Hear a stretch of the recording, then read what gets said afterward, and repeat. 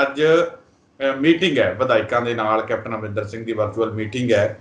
ਤੇ ਜਿਵੇਂ ਕਿ ਪਿਛਲੀ ਮੀਟਿੰਗਾਂ ਦੇ ਵਿੱਚ ਆਪਾਂ ਦੇਖਿਆ ਕਿ ਨਾਰਾਜ਼ਗੀ ਦਾ ਵਿਧਾਇਕਾਂ ਤੇ ਮੰਤਰੀਆਂ ਦੀ ਨਾਰਾਜ਼ਗੀ ਦਾ ਸਾਹਮਣਾ ਕੈਪਟਨ ਅਮਰਿੰਦਰ ਸਿੰਘ ਨੂੰ ਕਰਨਾ ਪਿਆ। ਕੁਝ ਮੀਟਿੰਗਾਂ ਦੇ ਵਿੱਚ ਤਲਖੀ ਵੀ ਹੋਈ ਹੈ ਕਿ ਅੱਜ ਦੀ ਇਸ ਮੀਟਿੰਗ ਦੇ ਵਿੱਚ ਵੀ ਜਿਹੜੇ ਹਾਲਾਤ ਇਹੋ ਜਿਹੇ ਬਣ ਸਕਦੇ ਆ, ਕਿਉਂਕਿ ਅੱਜ ਜਿਹੜੀ ਮੀਟਿੰਗ ਹੋਣੀ ਹੈ ਇਸ ਤੋਂ ਪਹਿਲਾਂ ਕਈ ਮੀਟਿੰਗਾਂ ਜਿਹੜੀਆਂ ਬਾਗੀ ਵਿਧਾਇਕਾਂ ਤੇ ਮੰਤਰੀਆਂ ਦੀਆਂ ਆਪਸ ਦੇ ਵਿੱਚ ਹੋ ਚੁੱਕੀਆਂ ਨੇ। ਤੇ ਸ਼ਰੇਆਮ ਇਸ ਮੀਟਿੰਗ ਦੇ ਵਿੱਚ ਇਹ ਵੀ ਮੁੱਦਾ ਉੱਠ ਸਕਦਾ ਹੈ ਕਿ ਪ੍ਰਗਟ ਸਿੰਘ ਨੂੰ ਧਮਕੀ ਦਾ, ਨਵਜੋਤ ਸਿੰਘ ਸਿੱਧੂ ਦੀ ਵਿਜੀਲੈਂਸ ਇਨਕੁਆਇਰੀ ਦਾ, ਤਾਂ ਉੱਥੇ ਹੀ ਜਿਹੜੇ ਚਰਨਜੀਤ ਸਿੰਘ ਚੰਨੀ ਵਾਲਾ ਜਿਹੜਾ ਮਾਮਲਾ ਵੂਮਨ ਕਮਿਸ਼ਨ ਨੇ ਚੱਕਿਆ, ਉਹ ਮੁੱਦੇ ਵੀ ਜਿਹੜੇ ਇਸ ਮੀਟਿੰਗ ਦੇ ਵਿੱਚ ਗੂੰਜ ਸਕਦੇ। ਸੁਖਵਿੰਦਰ ਜੀ, ਅੱਜ ਤੋਂ ਕੁਝ ਸਮਾਂ ਪਹਿਲਾਂ, ਕੁਝ ਦਿਨ ਪਹਿਲਾਂ ਕੈਪਟਨ ਸਾਹਿਬ ਬਹੁਤ ਹਾਵੀ ਤਰੀਕੇ ਦੇ ਨਾਲ ਆਪਣੇ ਜਿਹੜੇ ਵਿਧਾਇਕਾਂ ਦੇ ਉੱਤੇ, ਆਪਣੇ ਐਮਐਲਏ ਸਾਹਿਬਾਨ ਦੇ ਉੱਤੇ, ਉਹਨਾਂ ਦੇ ਉੱਤੇ ਹਾਵੀ ਹੋ ਰਹੇ ਸੀਗੇ। ਪਰ ਕੁਝ ਦਿਨ ਤੋਂ ਬਾਅਦ ਉਹ ਪਾਸਾ ਪਲਟ ਗਿਆ। ਉਹ ਅੱਜ ਕੈਪਟਨ ਸਾਹਿਬ ਬੈਕਫੁੱਟ ਤੇ ਚਲੇ ਗਏ, ਕਿਉਂਕਿ ਲੋਕਾਂ ਦੇ ਸਾਹਮਣੇ ਦੁੱਧ ਦਾ ਦੁੱਧ, ਪਾਣੀ ਦਾ ਪਾਣੀ ਜਿਹੜਾ ਹੈਗਾ ਉਹ ਸਾਹਮਣੇ ਆ ਚੁੱਕਿਆ ਹੈ।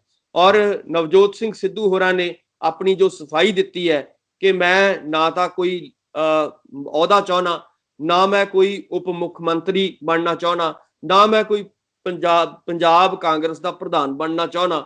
ਸੋ ਇਸ ਕਰਕੇ ਜਦੋਂ ਤੋਂ ਸਫਾਈ ਆਈ ਹੈ, ਔਰ ਉੱਤੋਂ ਇਹ ਗੱਲ ਹੋਈ ਕਿ ਪ੍ਰਿੰਕਾ ਜੀ ਨੇ ਫੋਨ ਕਰਕੇ ਬਕਾਇਦਾ ਤੌਰ ਤੇ ਝਿੜਕਾਂ ਵੀ ਪਾਈਆਂ ਕਿ ਤੁਸੀਂ ਆਪਣੇ ਲੋਕਾਂ ਦੇ ਖਿਲਾਫ ਹੀ ਵਿਜੀਲੈਂਸ ਦੀ ਇਨਕੁਆਇਰੀ ਖੋਲ ਰਹੇ ਹੋ। ਸੋ ਉੱਥੋਂ ਲੱਗ ਰਿਹਾ ਹੈ ਕਿ ਕੈਪਟਨ ਸਾਹਿਬ ਬੈਕਫੁੱਟ ਤੇ ਚਲੇ ਗਏ ਨੇ ਔਰ ਹੁਣ ਸਿਰਫ ਆਪਣੀ ਕੁਰਸੀ ਬਚਾ ਰਹੇ ਨੇ ਉਹ। ਸੋ ਹੁਣ ਇਹ ਜਿਹੜਾ ਤੁਸੀਂ ਕਹਿ ਰਹੇ ਹੋ ਕਿ ਚਾਹੇ ਉਹ ਚੰਨੀ ਸਾਹਿਬ ਦਾ ਮਸਲਾ ਹੋਵੇ, ਚਾਹੇ ਪ੍ਰਗਟ ਸਿੰਘ ਹੋਰਾਂ ਦਾ ਮਸਲਾ ਹੋਵੇ, ਚਾਹੇ ਨਵਜੋਤ ਸਿੰਘ ਸਿੱਧੂ ਹੋਰਾਂ ਦਾ ਮਸਲਾ ਹੋਵੇ, ਇਹ ਹੁਣ ਠੰਡੇ ਬਸਤੇ ਵਿੱਚ ਪੈ ਚੁੱਕਿਆ ਹੈ। ਹੁਣ ਕੋਸ਼ਿਸ਼ ਕਰਨਗੇ ਕਿ ਕਿਵੇਂ ਨਾ ਕਿਵੇਂ ਜਿਹੜੀ ਕੈਪਟਨ ਸਾਹਿਬ ਦੀ ਕੋਸ਼ਿਸ਼ ਹੋਏਗੀ ਕਿ ਅਗਲੇ ਦਿਨਾਂ ਦੇ ਵਿੱਚ ਜਿੰਨੀ ਦੇਰ ਮੇਰੇ ਹੁਣ ਰਹਿੰਦੀ ਹੈ ਉਹ ਮੈਂ ਹੁਣ ਸੁੱਖੀ ਸਾਂਦੀ ਇਸ ਨੂੰ ਨਿਭਾ ਦਾਂ, ਕਿਉਂਕਿ 22 ਦੇ ਵਿੱਚ ਆਪਾਂ ਨੂੰ ਪਤਾ ਹੈ ਕਿ ਚੋਣਾਂ ਹੋ ਰਹੀਆਂ ਨੇ। ਹੁਣ ਉਹ ਲੱਗਦਾ ਹੈ ਕਿ ਉਹ ਇਸ ਪੀਰੀਅਡ ਨੂੰ ਪੂਰਾ ਕਰਨ ਤੱਕ ਹੀ ਸੀਮਿਤ ਰਹਿ ਗਏ ਕਿ ਉਹਨਾਂ ਨੇ ਹੁਣ ਇਹੀ ਗੱਲਾਂ ਕਰਨੀਆਂ ਨੇ ਕਿ ਕੋਵਿਡ ਜ਼ਿਆਦਾ ਹੋ ਗਿਆ, ਪੰਜਾਬ ਦੇ ਵਿੱਚ ਕੋਵਿਡ ਵੱਧ ਰਿਹਾ ਹੈ, ਕਿ ਆਪਾਂ ਕੋਵਿਡ ਦੇ ਉੱਤੇ ਫੋਕਸ ਕਰੀਏ। ਪਰ ਮੈਨੂੰ ਇਹ ਲੱਗਦਾ ਹੈ ਕਿ ਜਿਵੇਂ ਬਿਆਨ ਆ ਰਹੇ ਨੇ, ਚਾਹੇ ਦੁੱਲੋ ਸਾਹਿਬ ਦਾ ਕੱਲ ਦਾ ਬਿਆਨ ਹੋਵੇ, ਦੁੱਲੋ ਸਾਹਿਬ ਨੇ ਇਹੀ ਕਹਿਤਾ ਕਿ ਮਾਫੀਆ ਦਾ ਰਾਜ ਚੱਲ ਰਿਹਾ ਹੈ, ਔਰ ਮਾਫੀਆ ਦਾ ਮਤਲਬ ਉਹਨਾਂ ਨੇ ਕਿਹਾ ਵੀ ਜਿਹੜੀ ਸਰਕਾਰ ਹੈ ਉਹ ਮਾਫੀਆ ਚਲਾ ਰਹੀ ਹੈ। ਸੋ ਲਗਾਤਾਰ ਬਿਆਨ ਆ ਰਹੇ ਨੇ। ਇਸ ਤੋਂ ਪਹਿਲਾਂ ਸੁਰਜੀਤ ਧੀਮਾਨ ਹੋਰਾਂ ਦੇ ਜਿਹੜੇ ਲਗਾਤਾਰ ਬਿਆਨ ਆਏ ਨੇ, ਉੱਥੋਂ ਵੀ ਇਹ ਲੱਗ ਰਿਹਾ ਕਿ ਸਰਕਾਰ ਅੰਦਰੋਂ ਜਿਹੜੀ ਹੈਗੀ ਹੈ ਹਿੱਲ ਚੁੱਕੀ ਹੈ, ਔਰ ਸਰਕਾਰ ਦੇ ਉੱਤੇ ਬਹੁਤ ਸਾਰੇ ਪ੍ਰੈਸ਼ਨ ਜਿਹੜੇ ਨੇ, ਕੁਐਸਚਨ ਮਾਰਕ ਲੱਗ ਰਹੇ ਨੇ। ਸੋ ਇਸ ਕਰਕੇ ਆਉਣ ਵਾਲੇ ਦਿਨਾਂ ਦੇ ਵਿੱਚ ਇਹ ਜਿਹੜੇ ਕੁਐਸਚਨ ਮਾਰਕ ਨੇ, ਇਹ ਜਿਹੜੀ ਬਗਾਵਤ ਹੈ, ਇਹ ਜਿਹੜੀ ਖਾਨਾ ਜੰਗੀ ਹੈ, ਇਹ ਕਾਂਗਰਸ ਦੇ ਵਿੱਚ ਹੋਰ ਵਧੇਗੀ। ਔਰ ਜਿੰਨੀ ਦੇਰ ਹਾਈ ਕਮਾਂਡ ਕੋਈ ਫੈਸਲਾ ਨਹੀਂ ਕਰਦੀ, ਕੋਈ ਚੰਗਾ ਫੈਸਲਾ ਨਹੀਂ ਲੈਂਦੀ, ਲੋਕਾਂ ਦੇ ਪੰਜਾਬ ਦੇ ਹੱਕ ਵਿੱਚ ਫੈਸਲਾ ਨਹੀਂ ਲੈਂਦੀ, ਉਨੀ ਦੇਰ ਇਹ ਖਾਨਾ ਜੰਗੀ ਹੋਰ ਵਧੇਗੀ। ਅੱਜ ਮੀਟਿੰਗ ਦੇ ਵਿੱਚ ਜਿਹੜੇ ਵਿਧਾਇਕ ਸ਼ਾਮਲ ਹੋਣਗੇ ਉਹਨਾਂ ਦੇ ਵੱਲੋਂ ਮੁੱਦਾ ਜਿਹੜਾ ਚੁੱਕਿਆ ਜਾ ਸਕਦਾ, ਕਿਉਂਕਿ ਬਹੁਤ ਸਾਰੇ ਮੰਤਰੀ ਤੇ ਜਿਹੜੇ ਵਿਧਾਇਕ ਆ ਉਹ ਇਹਨਾਂ ਕਾਰਵਾਈਆਂ ਨਾਲ, ਚਾਹੇ ਪ੍ਰਗਟ ਸਿੰਘ ਨੂੰ ਧਮਕੀ ਦਾ ਮਾਮਲਾ ਹੋਵੇ, ਨਵਜੋਤ ਸਿੰਘ ਸਿੱਧੂ ਵਾਲੀ ਕਾਰਵਾਈ ਤੇ ਚਰਨਜੀਤ ਚੰਨੀ ਵਾਲੀ ਕਾਰਵਾਈ ਦਾ ਜਿਹੜਾ ਮਾਮਲਾ ਹੋਵੇ, ਉਹਨਾਂ ਦੀ ਨਿਖੇਧੀ ਕਰਦੇ ਲਗਾਤਾਰ ਆ ਰਹੇ ਸੀਗੇ। ਤੇ ਕੁਝ ਕੁ ਵਿਧਾਇਕਾਂ ਨੇ ਤਾਂ ਸਖਤ ਜਿਹੜੀ ਨਾਰਾਜ਼ਗੀ ਵੀ ਜਤਾਈ ਸੀ। ਕੀ ਲੱਗਦਾ ਕਿ ਅੱਜ ਦੀ ਇਸ ਮੀਟਿੰਗ ਦੇ ਵਿੱਚ, ਬੇਸ਼ੱਕ ਏਜੰਡਾ ਇਸ ਮੀਟਿੰਗ ਦਾ ਕੁਝ ਵੀ ਹੋਵੇ, ਚਾਹੇ ਕੋਵਿਡ ਹੋਵੇ, ਕੀ ਲੱਗਦਾ ਕਿ ਇਸ ਮੀਟਿੰਗ ਦੇ ਵਿੱਚ ਇਹ ਮੁੱਦੇ ਵੀ ਗੂੰਜ ਸਕਦੇ ਆ? ਅੱਜ ਇੱਕ ਵਾਰ ਫਿਰ ਤੋਂ ਤਲਖੀ ਹੋ ਸਕਦੀ ਹੈ ਕੈਪਟਨ ਅਮਰਿੰਦਰ ਸਿੰਘ ਨੂੰ ਸਿੱਧੇ ਤੌਰ ਤੇ ਅੱਜ ਵਿਧਾਇਕਾਂ ਦੀ ਜਿਹੜੀ ਹੈ ਵਿਰੋਧਤਾ ਦਾ ਸਾਹਮਣਾ ਇਸ ਮੀਟਿੰਗ ਦੇ ਵਿੱਚ ਕਰਨਾ ਪੈ ਸਕਦਾ?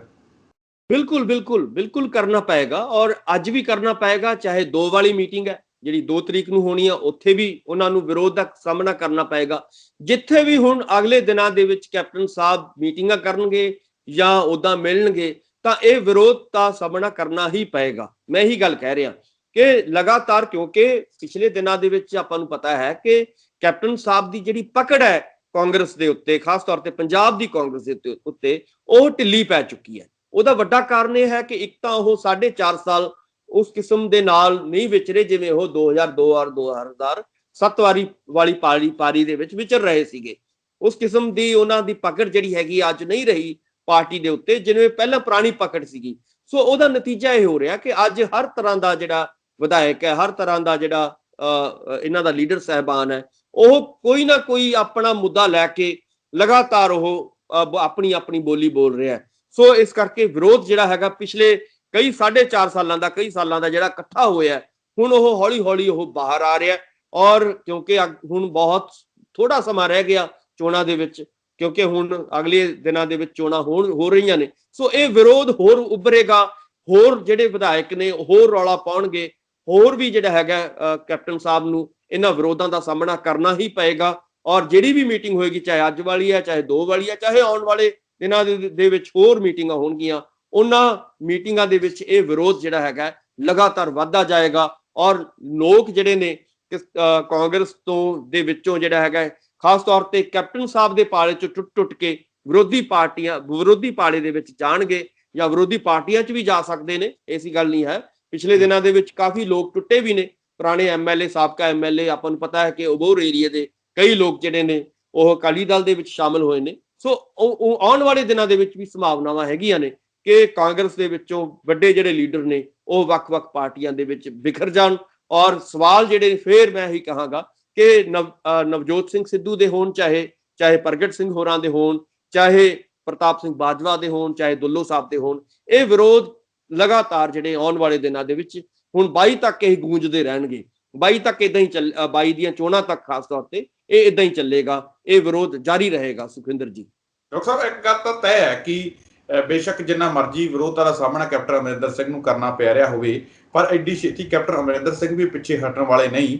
ਜਿਸ ਤਰੀਕੇ ਦੇ ਨਾਲ ਵਿਧਾਇਕਾਂ ਦੀ ਮੀਟਿੰਗ ਹੈ, ਜੇ ਤੇ ਉਸ ਤੋਂ ਬਾਅਦ ਮੰਤਰੀਆਂ ਦੀ ਮੀਟਿੰਗ ਹੈ, ਇਹਨਾਂ ਮੀਟਿੰਗਾਂ ਦੇ ਵਿੱਚ ਜਿਸ ਤਰੀਕੇ ਦੇ ਨਾਲ ਗੱਲਾਂ ਉੱਠੀਆਂ ਨੇ ਜਾਂ ਫਿਰ ਕੋਈ ਵੀ ਗੱਲਾਂ ਬਾਤਾਂ ਹੋਣਗੀਆਂ, ਕੀ ਲੱਗਦਾ ਕਿ ਕੈਪਟਨ ਅਮਰਿੰਦਰ ਸਿੰਘ ਪਾਰਟੀ ਦੇ ਅੰਦਰਲਾ ਪਾਰਾ ਚੈੱਕ ਕਰਨਾ ਚਾਹੁੰਦੇ ਨੇ ਕਿ ਕਿੰਨੀ ਕੁ ਮੇਰੀ ਵਿਰੋਧਤਾ ਹੈ, ਕੀ ਕੁਝ ਗੱਲਬਾਤ ਹੈ? ਕਿਉਂਕਿ 2 ਨੂੰ ਜਿਹੜੀ ਮੀਟਿੰਗ ਹੋਣੀ ਹੈ, ਹੋ ਸਕਦਾ ਹੈ ਕਿ ਉਸ ਤੋਂ ਬਾਅਦ ਜਲਦ ਹੀ ਕੈਪਟਨ ਅਮਰਿੰਦਰ ਸਿੰਘ ਜਿਹੜੇ ਹੈ ਹਾਈ ਕਮਾਨ ਦੇ ਨਾਲ ਵੀ ਇਸ ਮਸਲੇ ਤੇ ਗੱਲ ਕਰਨ, ਕਿਉਂਕਿ ਕਰੋਨਾ ਕਰਕੇ ਇਹ ਮਾਮਲਾ ਲਟਕਿਆ ਹੋਇਆ ਸੀ ਤੇ ਹੁਣ ਕਰੋਨਾ ਦੀ ਰਫ਼ਤਾਰ ਦੇਸ਼ ਤੇ ਪੰਜਾਬ ਦੇ ਵਿੱਚ ਘਟੀ ਹੈ ਤੇ ਇਸ ਤੋਂ ਬਾਅਦ ਹੁਣ ਕੈਪਟਨ ਅਮਰਿੰਦਰ ਸਿੰਘ ਆ 2 ਮੀਟਿੰਗਾਂ ਦੇ ਰਾਹੀਂ ਪਾਰਟੀ ਦਾ ਪਾਰਾ ਚੈੱਕ ਕਰਕੇ ਆਪਣੀ ਵਿਰੋਧਤਾ ਦੇਖ ਕੇ ਉਸ ਮਾਮਲੇ ਦੇ ਵਿੱਚ ਜਾ ਕੇ ਦਿੱਲੀ ਦੇ ਵਿੱਚ ਆਪਣਾ ਪੱਖ ਰੱਖਣ। ਕੀ ਲੱਗਦਾ ਕਿ ਇਸ ਤਰੀਕੇ ਦੇ ਨਾਲ ਪਾਰਾ ਚੈੱਕ ਕਰਨ ਦੀ ਕੋਸ਼ਿਸ਼ ਹੈ, ਥਰਮਾਮੀਟਰ ਲਾ ਕੇ ਚੈੱਕ ਪਾਰਟੀ ਦੇ ਅੰਦਰ ਕੈਪਟਨ ਅਮਰਿੰਦਰ ਸਿੰਘ ਦੇ ਵੱਲੋਂ? ਸੁਖਵਿੰਦਰ ਜੀ, ਮੈਂ ਇਹ ਕਹਿ ਰਿਹਾ ਕਿ ਉਹਨਾਂ ਨੇ ਪਾਰਾ ਚੈੱਕ ਕਰ ਰੱਖਿਆ, ਪਹਿਲਾਂ ਹੀ ਉਹਨਾਂ ਦਾ ਪਾਰਾ ਚੈੱਕ ਹੋ ਚੁੱਕਿਆ, ਇਸੇ ਲਈ ਉਹ ਬੈਕਫੁੱਟ ਤੇ ਆ ਗਏ। ਮੈਂ ਜਿਹੜੀ ਗੱਲ ਪੁਆਇੰਟ ਉਠਾ ਰਿਹਾ ਕਿ ਉਹਨਾਂ ਦਾ ਬੈਕਫੁੱਟ ਤੇ ਆਉਣਾ ਔਰ ਵਿਜੀਲੈਂਸ ਨੂੰ ਇਹ ਕਹਿ ਦੇਣਾ ਕਿ ਚੁੱਪ ਕਰ ਜਾਓ, ਚੰਨੀ ਵਾਲੇ ਮਸਲੇ ਦੇ ਵਿੱਚ ਚੁੱਪ ਹੋ ਜਾਣਾ, ਬਾਕੀ ਜਿਹੜੀ ਹੈਗੇ ਚੀਜ਼ਾਂ ਦੇ ਉੱਤੇ ਚੁੱਪ ਹੋ ਜਾਣਾ, ਹੁਣ ਸਿਰਫ ਮੀਟਿੰਗਾਂ ਤੱਕ ਹੀ ਮਹਦੂਦ ਹੋ ਜਾਣਾ, ਇਹ ਸਿੱਧ ਕਰਦਾ ਹੈ ਕਿ ਉਹ ਆਪਣਾ ਪਾਰਾ ਚੈੱਕ ਕਰ ਚੁੱਕੇ ਨੇ। ਉਹਨਾਂ ਨੂੰ ਇਹ ਲੱਗਦਾ ਕਿ ਮੇਰਾ ਜਿਹੜਾ ਝੂਠ ਦਾ ਪਰਦਾ ਫਾਸ਼ ਹੋ ਚੁੱਕਿਆ ਹੈ ਔਰ ਮੇਰੀ ਜਿਹੜੀ ਆਉਣ ਵਾਲੇ ਦਿਨਾਂ ਦੇ ਵਿੱਚ ਹੁਣ ਨਹੀਂ ਚੱਲਣੀ। ਹੁਣ ਬਗਾਵਤ ਜਿਹੜੀ ਹੈਗੀ ਹੈ ਬਾਹਰੋਂ ਨਹੀਂ, ਹੁਣ ਸਗੋਂ ਅੰਦਰੋਂ ਹੀ ਜਿਹੜੀ ਹੈਗੀ ਹੈ ਹੋਏਗੀ। ਸੋ ਇਸ ਕਰਕੇ ਹੁਣ ਉਹਨਾਂ ਦਾ ਜਿਹੜੀ ਸਟ੍ਰੈਟਜੀ ਹੈ ਉਹ ਇਹ ਹੈ, ਮੈਂ ਕਿਵੇਂ ਨਾ ਕਿਵੇਂ 22 ਦੀਆਂ ਜਿਹੜੀਆਂ ਚੋਣਾਂ ਤੱਕ ਆਪਣੀ ਜਿਹੜੀ ਹੈਗੀ ਹੈ ਕੁਰਸੀ ਨੂੰ ਕਿਵੇਂ ਨਾ ਕਿਵੇਂ ਸੰਭਾਲ ਕੇ ਰੱਖਾਂ। ਸੋ ਹੁਣ ਉੱਥੇ ਆ ਗਏ ਨੇ, ਹੁਣ ਡਿਫੈਂਸ ਦੇ ਵਿੱਚ ਚਲੇ ਗਏ ਨੇ ਉਹ। ਸੋ ਇਸ ਕਰਕੇ ਉਹਨਾਂ ਨੂੰ ਵੀ ਪਤਾ ਹੈ ਕਿ ਇਦਾਂ ਦੀਆਂ ਹੁਣ ਗੱਲਾਂ ਉੱਠਣਗੀਆਂ ਔਰ ਹੁਣ ਮੈਨੂੰ ਲੱਗਦਾ ਕਿ ਹਾਈ ਕਮਾਂਡ ਨਾਲ ਉਹੀ ਗੱਲ ਕਰਨਗੇ ਕਿ ਮੈਨੂੰ ਘੱਟੋ ਘੱਟ 22 ਤੱਕ ਤੁਸੀਂ ਆਪਣੀ ਕੁਰਸੀ ਤੇ ਜ਼ਰੂਰ ਬਿਰਾਜਮਾਨ ਰੱਖੋ। ਸੋ ਉਦੋਂ ਤੱਕ ਮੈਨੂੰ ਕੁਛ ਨਾ ਕਹੋ। ਸੋ ਮੈਨੂੰ ਹੁਣ ਜਿਵੇਂ ਚੱਲਦਾ ਹੈ ਚੱਲਣ ਦਿਓ, ਹੁਣ ਇਦਾਂ ਹੀ ਚੱਲੇਗਾ। ਮਤਲਬ ਕਹਿਣ ਦਾ ਭਾਵ ਹੈ ਕਿ 22 ਤੱਕ ਫਰਵਰੀ ਤੱਕ ਜਦੋਂ ਚੋਣਾਂ ਹੋਣੀਆਂ ਨੇ ਉਦੋਂ ਤੱਕ ਉਹਨਾਂ ਦੀ ਇਹੀ ਡਿਮਾਂਡ ਹੋਏਗੀ ਕਿ ਮੇਰੀ ਜਿਹੜੀ ਕੁਰਸੀ ਹੈ ਉਹ ਸਲਾਮਤ ਰਹੇ ਔਰ ਮੈਂ ਜਿਵੇਂ ਕਰ ਰਿਹਾ ਉਵੇਂ ਮੈਨੂੰ ਚੱਲਣ ਦਿਓ। 22 ਤੋਂ ਬਾਅਦ ਕੀ ਹੁੰਦਾ ਕੀ ਨਹੀਂ ਹੁੰਦਾ ਇਹ ਹੁਣ ਭਵਿੱਖ ਜਾਣਦਾ ਹੈ, ਇਹ ਹੁਣ ਬਾਅਦ ਦੀਆਂ ਗੱਲਾਂ ਨੇ। ਪਰ ਉਹਨਾਂ ਦੀ ਜਿਹੜੀ ਹੈਗੀ ਹੈ, ਕਿ ਤੁਹਾਡੇ ਕਹਿਣ ਦਾ ਮਤਲਬ ਕਿ ਕੈਪਟਨ ਅਮਰਿੰਦਰ ਸਿੰਘ ਇਹ ਆਪਣੀ ਇਹ 22 ਦੀ ਕੁਰਸੀ ਬਚਾ ਕੇ ਰੱਖਣ ਤੋਂ ਬਾਅਦ ਜਿਹੜਾ 22 ਤੱਕ ਕੁਰਸੀ ਬਚਾ ਕੇ ਰੱਖਣ ਤੋਂ ਬਾਅਦ ਰੱਬ ਆਸਰੇ ਛੱਡ ਦੇਣਗੇ ਫੈਸਲਾ, ਜਾਂ ਫਿਰ ਹਾਰ ਮੰਨ ਗਏ ਨੇ ਕਿ 22 ਦੇ ਵਿੱਚ ਮੈਨੂੰ ਮੌਕਾ ਨਹੀਂ ਮਿਲੂਗਾ?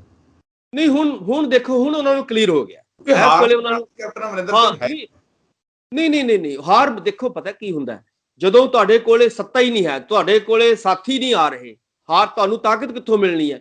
ਤਾਕਤ ਤੁਹਾਨੂੰ ਪਾਰਟੀ ਚੋਂ ਮਿਲਣੀ ਸੀਗੀ, ਪਾਰਟੀ ਦੇ ਵਿਧਾਇਕਾਂ ਨੇ ਤੁਹਾਨੂੰ ਤਾਕਤ ਦੇਣੀ ਸੀਗੀ। ਕਿਉਂਕਿ ਇਸ ਤੋਂ ਪਹਿਲਾਂ ਵੀ ਵਿਰੋਧ ਇਸ ਤਰੀਕੇ ਦੇ ਨਾਲ ਰਜਿੰਦਰ ਕੌਰ ਭੱਠਲ ਲੈ ਗਏ ਸੀ, ਉਦੋਂ ਵੀ ਵਿਰੋਧਤਾ ਬਹੁਤ ਜ਼ਿਆਦਾ ਹੋ ਗਈ ਸੀ, ਪਰ ਉਦੋਂ ਵੀ ਇਹਨਾਂ ਨੇ ਸੈੱਟ ਕਰ ਲਿਆ ਸੀ। ਉਦੋਂ ਦੇਖੋ, ਉਦੋਂ ਤਾਜ਼ੀ ਉਹਨਾਂ ਕੋਲੇ ਹਜੇ ਪਾਰੀ ਖੇਡਣ ਦਾ ਸਮਾਂ ਸੀਗਾ।